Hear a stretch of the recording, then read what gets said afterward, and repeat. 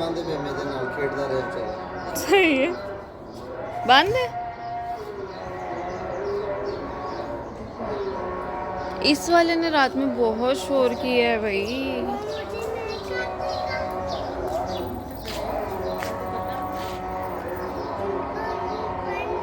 लेकिन ये उनके ऊपर क्या लिखा हुआ है? एक के ऊपर वो, उसके ऊपर टी और कुछ लिखा हुआ है। जी बेटा, एक जे में मैं, एक वो में मैं।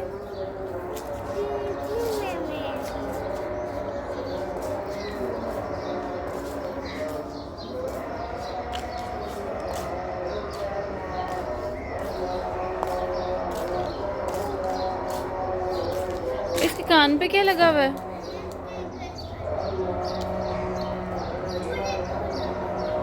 भाभी, इसके कान पे क्या लगा हुआ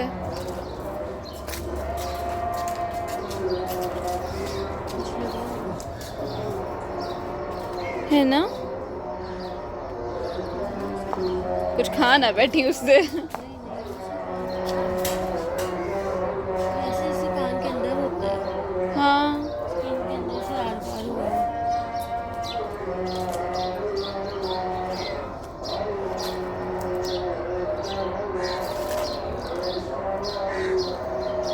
खा ना बैठी उससे। सुबह सुबह पता चले नाश्ता मिल रहा है बकरों से। इसके भी है अंदर हाँ, उसके उसके भी है, तीसरे के भी है। ये पता नहीं इन लोगों के कोई कोई निशानी टैग हो गए। उस पर कोई नंबर भी लिखे हुए हैं। इन्होंने कोई निशानी वगैरह लगाई है उन्होंने। हाय, कितना पेनफुल होने, कान के अंदर से हुआ है।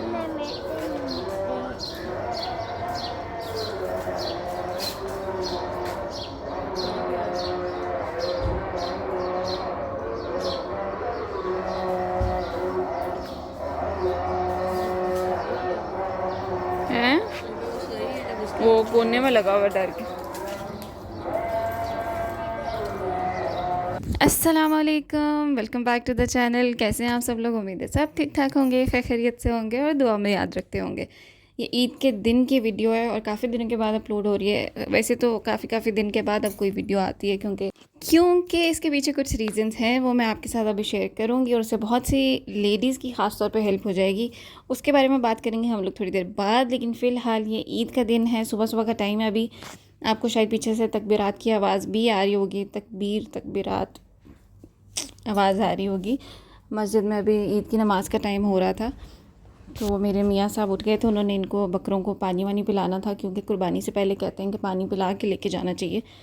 तो वो इनको पानी पिला रहे थे, इनको अभी लेके जाना था। गाड़ी उन्होंने बिल्कुल पूरी तरह से खाली कर ली हुई थी, सीट्स वगैरह निकाल दी थी, सफाई कर ली थी, क्योंकि चारों को उसी के अंदर लेके जाना था।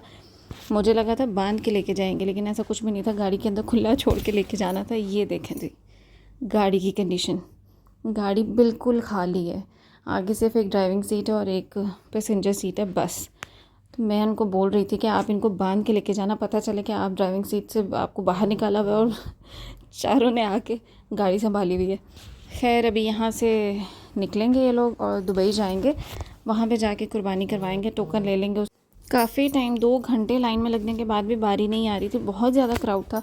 तो फिर फाइनल यही हुआ कि वो इनको लेके वापस आ गए और यहाँ पे आके घर के अंदर ही कुर्बानी हुई थी। प्योर पाकिस्तानी माहौल बना हुआ था, कसाई आए हुए थे, दरख्त के साथ ऐसे लटकाया हुआ था और माशाल्लाह बहुत अच्छे से सब कुछ हो गया था। कुर्बानी हुई, फिर ऐसे ईद का पूरा दिन तो ऐसे ही चला गया था। अल्हम्दुलिल्लाह, अल्लाह पाक ने तौफीक दी। खैर, उसके बाद हमारा 2 दिन का ट्रिप था, उसकी वीडियो मैं आपके साथ नेक्स्ट शेयर करूँगी और उम्मीद है जल्दी शेयर कर लूँगी। खैर, अभी ऐसा है कि मुझसे बहुत सी लेडीज़ पूछ रही थी कि आप इतने टाइम से गायब थी, तो किधर थी और आप क्या काम कर रही हैं आजकल, क्योंकि मैंने इंस्टा पे शेयर किया था कि काम कर रही हूँ अपना। तो अल्लाह पाक ने इतना ज़्यादा नवाजा ना, मेरे साथ एक इंसिडेंट ऐसा हुआ था कि उसमें मैं बहुत ज़्यादा डिसहार्ट हो गई थी। मेरे साथ एक स्कैम हुआ, एक फ़्रॉड हुआ, उसमें मेरा 2500, बस ऐसे समझ लें कि बस किसी ने धोखा दिया और बस इस्तेमाल किया मुझे अपने एक काम के लिए।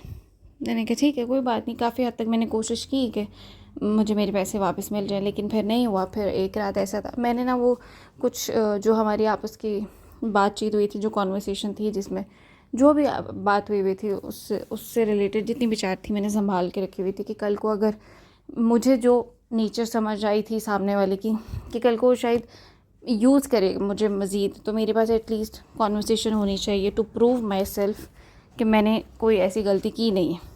क्योंकि सामने वाले का मिजाज मुझे ऐसे ही समझ में आया कि वो उसको यूज़ करने की आदत है शायद लोगों को। तो खैर मैंने एक रात को बैठी हुई थी, 27वीं की रात थी, और मैं बहुत ज़्यादा अपसेट थी कि क्या करूँ मैं, क्यों लोग इस तरह से यूज़ करके चले जाते हैं जब आप किसी के साथ बिल्कुल फेयर होते हो, सिंसियर होते हो, आपने अपने आप को इन्वेस्ट किया होता है उस रिलेशनशिप में, लाइक चाहे वो सिस्टर हो, चाहे फ्रेंड हो, चाहे कज़न हो, कोई भी हो, तो बहुत दुख होता है। लेकिन 27वीं की रात थी तो मैं बैठी सोच रही थी मैंने क्यों चैट संभाली हुई है। जब मैंने मामला अल्लाह के ऊपर छोड़ दिया तो इज़्ज़तें रखने वाला तो अल्लाह है ना, और दिलों को सुकून देने वाला भी अल्लाह है।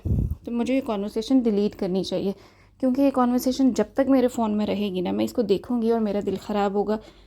तो मैंने अल्लाह से दुआ की कि अल्लाह मैं बद्दुआ नहीं देना चाहती हूँ इसको, लेकिन इसने मुझे बहुत तकलीफ़ दी है और मैं ये मामला तेरे सुपुर्द करती हूँ।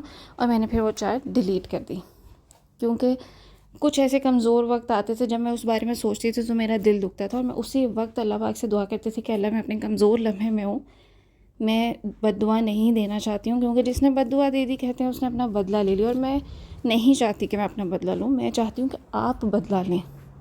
अल्लाह पाक के हवाले सारा मामला किया, और फिर ऐसा हुआ अल्लाह पाक ने मुझे इतना नवाजा कि मुझे समझ में नहीं आती है कि अल्लाह इतना मेहरबान हो सकता है अपने बंदे पे। पता चलता है कि अल्लाह ने मतलब मैं अपनी ज़िंदगी में अल्लाह के खौफ से इतना नहीं रोई होंगी जितना अल्लाह की मोहब्बत में रोई, कि अल्लाह इतना प्यार करता है अपने बंदों से, और हम ही ये ना शुक्र है।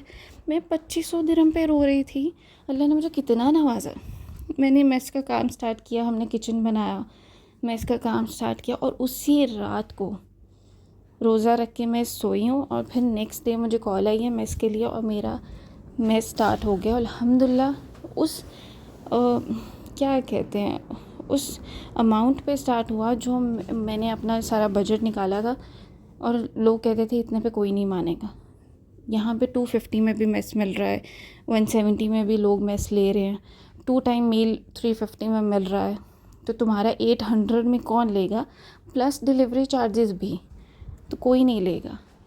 लेकिन क्योंकि मुझे पता था कि मैं क्या प्रोवाइड कर रही हूँ, मेरे खाने की क्वांटिटी, क्वालिटी और मेरा मेन्यू क्या है, तो मैं 350-400 वाला नहीं दे सकती हूँ ना, मुझे पता है मेरा नुकसान है इसमें।